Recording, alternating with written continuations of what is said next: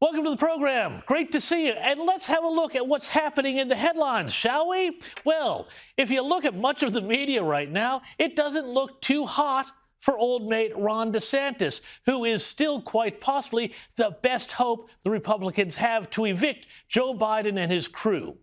Why? Well, have a look at what the headlines are saying. Here's the New Republic. Believe it, a DeSantis presidency could be even worse than Trump. And here's Vanity Fair. A comprehensive guide to why a DeSantis presidency would be just as terrifying as a Trump one. Okay, right? Or starting to get the message here. And here, not to be outdone, well, have a look at what MSNBC has put up on its website. Why Ron DeSantis is more dangerous than Trump. What's going on here? It's like they all got the memo all at the same time. Let's find out what's happening as we go busting the narrative.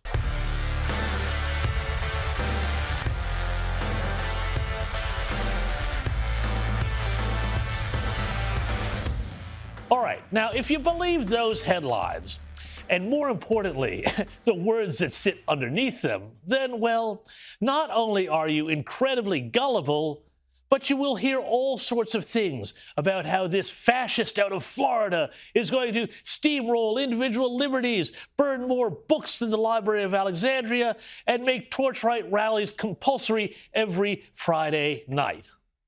Well, guess what, folks? I'm here to tell you that none of this is true. Obviously, though, to Democrats, DeSantis is still dangerous.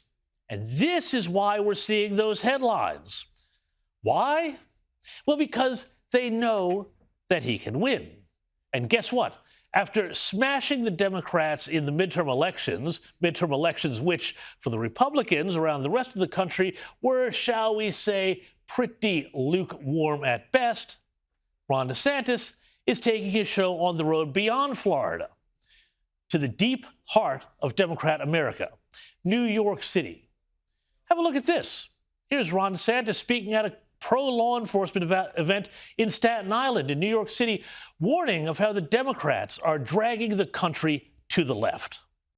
We have seen woke policies be put into place in some of these very woke jurisdictions. And, the frustrating thing is you'll have these people running for like district attorney or this stuff, and they're in the Democrat primary, and they're all running to be left of the left. But then whoever wins the primary wins the general because you have such an imbalance. So it creates this race to try to outwoke one another. And that ends up creating these disastrous policies. And so what have we seen? You guys know better than me, but I've seen it all across the country.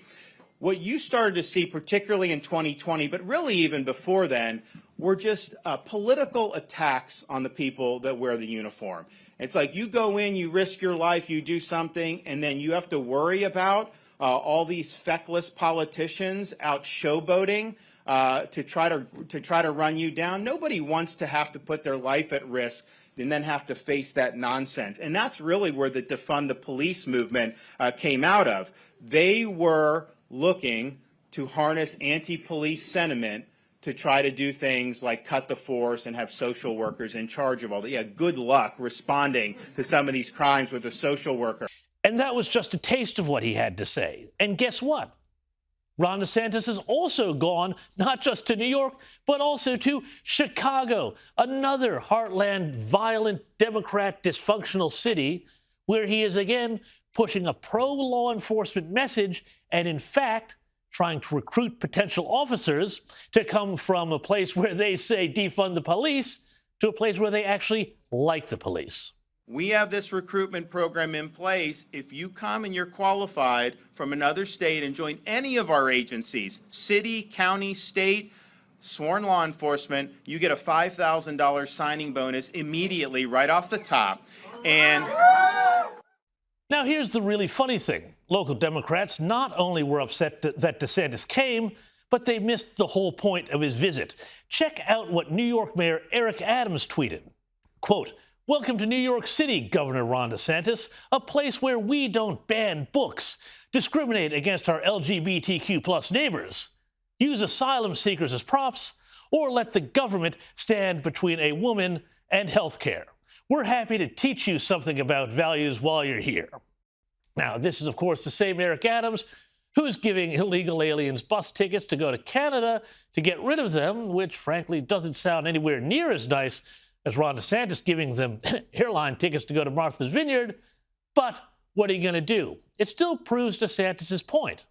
Here's what DeSantis said in response to Eric Adams. Well, Lisa, you know, if you're an office holder and you're just sitting there twiddling your thumbs and not getting anything done, no one ever says anything. You can kind of just fly under the radar. But when you're out there leading, when you're out there setting the agenda, not just for Florida, but really for the nation, which we've done over the last few years, people see that, and the people that don't necessarily like that are going to respond accordingly. But I can just tell you, if people are not firing at me, then I must not be doing my job. And so I view it really as positive feedback. And that, my friends, is why Ron DeSantis is indeed dangerous, but only to the Democrats and their grip on power. Thanks for watching. I am James Morrow, and to support this channel, please like, share, and subscribe below, and I'll see you next week for more Busting the Narrative. Bye-bye.